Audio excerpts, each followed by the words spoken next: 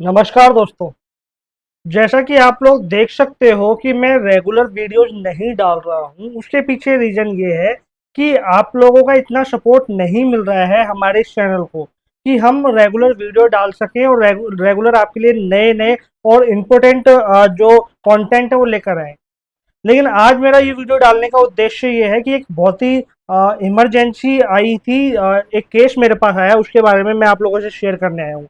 तो आप देख रहे होंगे कि मेरे पीछे कोई ग्रीन स्क्रीन वगैरह नहीं है, क्योंकि मैंने क्या है कि ये वीडियो जो है वो तुरंत बनाई है जैसे ही ये केस मेरे पास आया। तो मेरा पहला फर्ज ये बना कि मैं अपनी ऑडियंस तक, अपनी ये यूट्यूब फैमिली तक सही इन्फॉर्मेशन दूं। तो आज की जो ये वीडियो है ये एक ऐसे डॉग के ऊपर है जिसके नेचर से लोग परेशान थे, घर वाले परेशान थे, लेकिन कहीं ना कहीं उन्हें एक प्राउड फील होता था।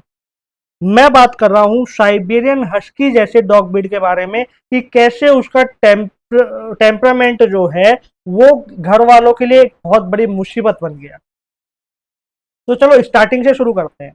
अब होता क्या है कि मेरे पास एक क्लाइंट आते हैं, वो बोलते हैं कि सर, हमारा जो डॉग है साइबेरियन हस्की, वो इतना ज़्यादा एग्रेसिव है कि किसी को टच नहीं करने देता। कोई खाना खा रहा है और जब वो डॉग खाना खा रहा है और कोई उसके पास से भी गुजर जाएगा ना, तो वो डॉग तुरंत उस पर अटैक करने की कोशिश करेगा।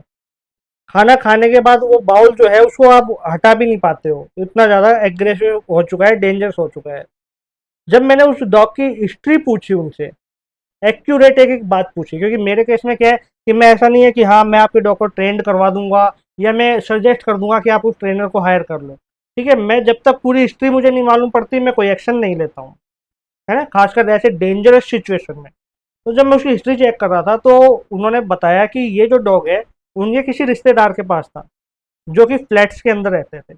अब फ्लैट के अंदर आप लोग सब जानते हो कि हस्की जैसे डॉग को रखना कितना ज़्यादा डिफिकल्ट हो जाता है। तो हस्की क्या है कि दुनिया के सबसे सुंदर जो डॉग हैं उनमें वो आता है। तो ये छोटे पपी जब था तो ये बहुत क्यूट लगा सबको, बहुत प्यारा लगा, बहुत सुंदर लगा। तो जिन्होंने लिया था वो शौक शौक में लेके आ गए। लेकिन जो ये हस्की बड़ा होने लगा, 2 महीने 3 महीने का, तो हस्की एक तो वर्किंग डॉग है ना, और उसको एक लंबा स्पेस चाहिए दौड़ने के लिए। तो फ्लैट में उसको प्रॉपर एक्सरसाइज नहीं मिल पा रही थी। अब होता क्या है कि वो हर एक चीज को काटने की कोशिश करता है, सोफा उसने फाड़ दिए और लोगों के ऊपर काटने लगा। तो क्या होता था कि उस डॉग को जैसे ही कोई आता बांध देते। अब छोटा जो पपी होता है उसको तो जो आपका बेड है उसके पाए के नीचे भी बांध दोगे, कोई परेशानी वाली बात नहीं है। लेकिन जैसे जैसे वो डॉग बड़ा होता गया, 6 महीने का, 7 महीने का, तो बहुत ज्यादा जो उसका हम कह सकते हैं जो नटखटपन है वो एग्रेशन में डेवलप हो गया। तो जिन जो मेरे क्लाइंट जो मेरे पास आए थे तो उनको जो उनके रिश्तेदार ने जो हस्की ले रखा था उनको दे दिया कि आप अपने घर लेके चले जाओ, ये फ्लैट में एडजस्ट नहीं हो पा रहा है। अब जो मेरे क्लाइंट होते हैं वो क्या करते हैं कि उस हस्की को अपने घर लेके आ जाते हैं। एक तो भेड़िए जैसा दिखने वाला नीली आंखों वाला कुत्ता, और फ्री में यदि मिल रहा है तो कौन नहीं लेगा, सब लोग लेंगे। अब वो लेके आ जाते हैं। वो थोड़ा ऐसे एरिया में रहते हैं जहाँ पे खुली जगह है, थोड़ा उनके पास गार्डन वगैरह है, तो वो सोचे कि मैं अपने पास रख लूंगा, मुझे कोई समस्या नहीं है। ठीक है। अब क्या होता है कि वो अपने घर लेके आ गए। अब लेके आने के बाद जब देखा कि 6 साढ़े 6 महीने का हस्की, 7 महीने का हम मान के चलते हैं, 7 महीने का हस्की वो इतना ज़्यादा डेंजरस हो चुका है कि वो हर किसी के ऊपर बाइट कर रहा है। यहाँ तक कि उनके घर के जो बच्चे हैं उनके ऊपर भी उसने बाइट किया। तो जब उन्होंने उस रिश्तेदार से पूछा कि भैया ये एग्रेसिव क्यों है, तो उन्होंने बोला कि नहीं, नई नई जगह है तो एडजस्ट होने में टाइम लगेगा, आप रखो, है ना, 2 महीने 6 महीने, फिर ये सही हो जाएगा। अब उन्होंने 2 6 महीने रखा। अब 6 महीने रखने के बाद यानी कि वो जो डॉग है वो 7.5 से 8 महीने के बीच का हो चुका है इस समय। वो इतना ज़्यादा डेंजरस है कि आप अपने जो आप बोलते हो ना डेंजर डॉग, रॉटवाइलर, पिटबुल या केन कोर्सो, वो कुछ भी नहीं लगेंगे आपको, इतना ज़्यादा डेंजर हो चुका है। एग्रेसिव जो मोड होता है वो उसका ऑन है। ठीक है। तो जब मैंने उनसे 2 3 सवाल पूछे, एक सवाल ये पूछा कि मैंने इसकी डिवॉर्मिंग कब करवाई, तो उनको ये तक नहीं मालूम डिवॉर्मिंग होती क्या है। डॉग ले लिया, फिर मैंने पूछा, मैंने जहाँ से आपने डॉग लिया जो आपके रिश्तेदार हैं उनसे पूछिए। जब वो उनसे पूछते हैं तो उन्होंने बताया कि जी इसकी डिवॉर्मिंग ना जहाँ से हमने लिया था उन्होंने करके ही दी थी, और हमने लिया था इस पपी को 2 महीने का। तो 2 महीने के बाद ये डॉग आज 8 महीने का हो चुका है, तो पिछले 6 महीने में इसकी एक बार भी डिवॉर्मिंग नहीं हुई। ठीक है, तो मेरे को धीरे धीरे समझ में आने लगा कि केस कहाँ गड़बड़ हुआ है। अब होता क्या है कि एक तो उसकी डिवॉर्मिंग नहीं हुई, तो जो उसके पेट के जो जम्स हैं वो कहीं ना कहीं उसको बाइट करते हैं, परेशान करते हैं, तो वो वैसे एग्रेसिव होता है। दूसरी बात, उसको पूरा स्पेस कभी मिला ही नहीं भागने दौड़ने के लिए, ना कभी उसको फिजिकल वर्कआउट करवाया, इसलिए वो डिप्रेशन का शिकार है, उसमें एंजाइटी है, और वो फिर एग्रेसिव मोड में आ जाता है, काटने लग जाता है। दूसरा रीजन। तीसरा रीजन उसका ये है डॉग का, कि डॉग ने कभी अपने ओनर के साथ वो ट्रस्ट डेवलप किया ही नहीं, वो ट्रस्ट बिल्ड किया ही नहीं, ना ही ओनर ने किया डॉग के साथ, क्योंकि तो ओनर की जिम्मेदारी पहले होती है। समझ में आ रहा है?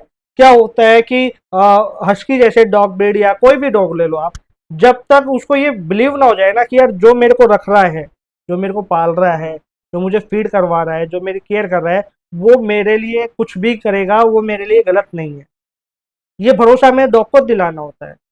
अब उस डॉग को अपने ओनर पे, ना फर्स्ट ओनर पे, ना जो अब है ओनर, वो किसी पे भी भरोसा नहीं है, इसलिए जब भी वो खाने जाता है अपने आसपास किसी को नहीं आने देता, इसलिए वो एग्रेसिव हो चुका है, डेंजरस हो चुका है। अब उस डॉग ने रिसेंटली क्या किया है कि पड़ोस में किसी अंकल को काट लिया उसने, और बहुत बुरी तरीके से काटा है। यदि आप उनके अंकल के देखोगे ना हाथ पैरों के ऊपर जो निशान डॉग के, तो आप सोचोगे कि ये वाकई में किसी डॉग ने काटा है या किसी वाइल्ड एनिमल ने अटैक किया है, इतना बुरा काट लिया।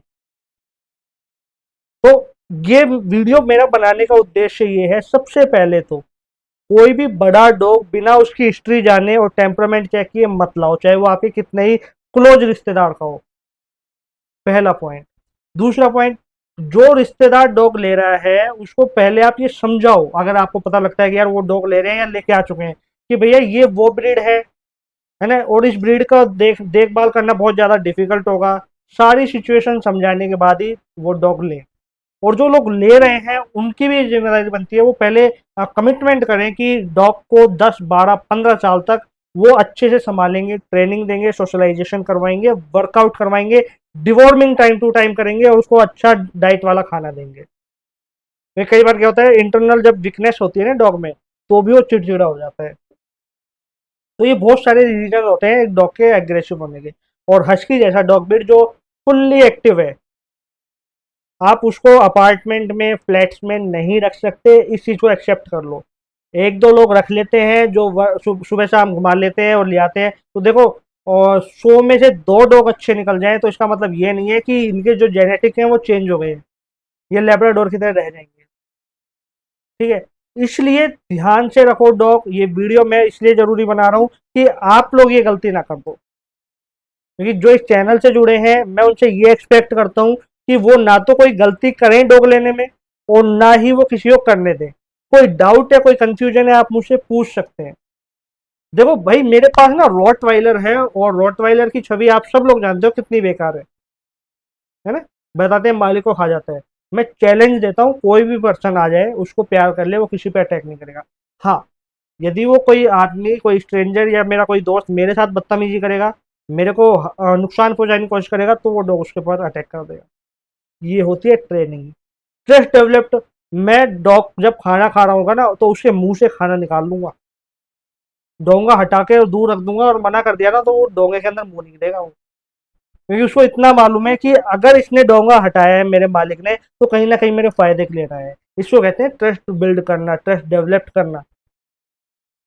कुत्ता वफादार भी जब बनता है, एक डॉग अपने ओनर के लिए वफादार भी जब बनता है, जब उसका ओनर उसके लिए वफादार हो और उसका ओनर उसके लिए सही साबित हो। अगर आप लोग चाह रहे हो मेरी और मेरे रॉटवाइलर की वीडियो साथ में देखना, तो कमेंट करो नीचे, मैं जल्दी लेकर आऊंगा वो वीडियो भी। और यार कोशिश करो आप लोग इस चैनल को ज़्यादा से ज़्यादा प्यार दे सकें, इस चैनल को ग्रोथ में ला सकें।